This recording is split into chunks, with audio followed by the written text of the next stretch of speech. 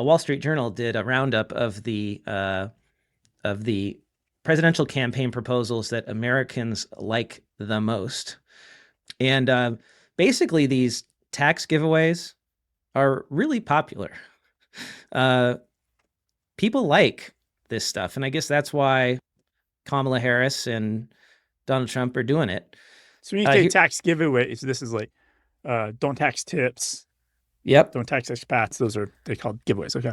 So here's the economic policy proposals, aka giveaways, that have support by party affiliation. You can see on the screen here, we've got on the left side, we've got Democratic support, and on the right side, we have Republican support. So the larger the bar, the more support there is. And going from top to bottom, you can see there is really widespread support for the policy of capping insulin prices at $35. 96% of Democrats support that, and 3/4 of Republicans support that. Eliminating taxes on Social Security income, that gets 3/4 support from Democrats and 89% of Republicans. Eliminating taxes on tips, which you mentioned, David, 76% of Democrats, 85% of Republicans. Now, there are a few that are really popular with Democrats that are less popular with Republicans, although they still get either half or majority support. Capping out-of-pocket spending on prescription drugs to $2,000 per year. That gets like almost all the Democrats, 60% of Republicans. Penalizing companies that engage in price gouging. That gets 93% of Democrats and 57% of Republicans. And you would think that, Republicans being the party of business would understand that, price gouging, which is the negative way to put it, actually has pretty big benefits, meaning like you don't run out of supplies, right? Like the people who really want it will pay for it. But like that's never been popular. A $6,000 tax credit to families with newborns. 85% of Democrats like that, 49% of Republicans. Now, here's where they disagree. Making the 2017 tax cuts, the Trump tax cuts, permanent.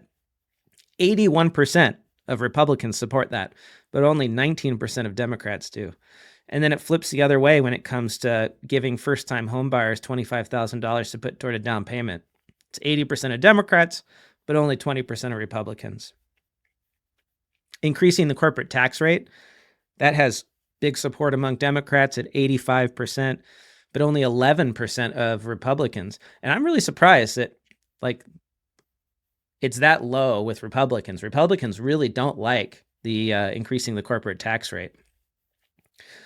But we know that, a bunch of these Republicans are like workers, right? And the Republican Party has sort of become this they're trying to become the party of the working class, right, under Trump. But it seems that like that messaging in the Republican Party has, against corporate tax hikes has really worked. And by the way, I don't support increasing the corporate tax rate myself. I think that would be a bad idea. Yeah, I wonder how different this would be on a couple of those here. They call it the Trump tax cuts and the Trump's corporate tax cuts. It just take Trump's name out of there, and I wonder if it would change. Would have been slightly different a little bit. Yeah, not so extreme. Imposing a tariff of up to 20% on all imported goods. This is crazy. 68% of Republicans support a tariff of up to 20% on all imported goods. I'm thinking to myself, you realize what that means, right? That means that the price of everything at Walmart, almost everything at Walmart higher. would go up by 20%. Right. And only 29% of Democrats support that. And the tariff thing is just the worst economic idea that we've ever had. I mean, it's the same policy that led to the Great Depression was tariffs. The Smoot-Hawley tariffs, I think, was the name. Yeah. I remember about learning that in civics or American history. It was a bad idea. We should not do that.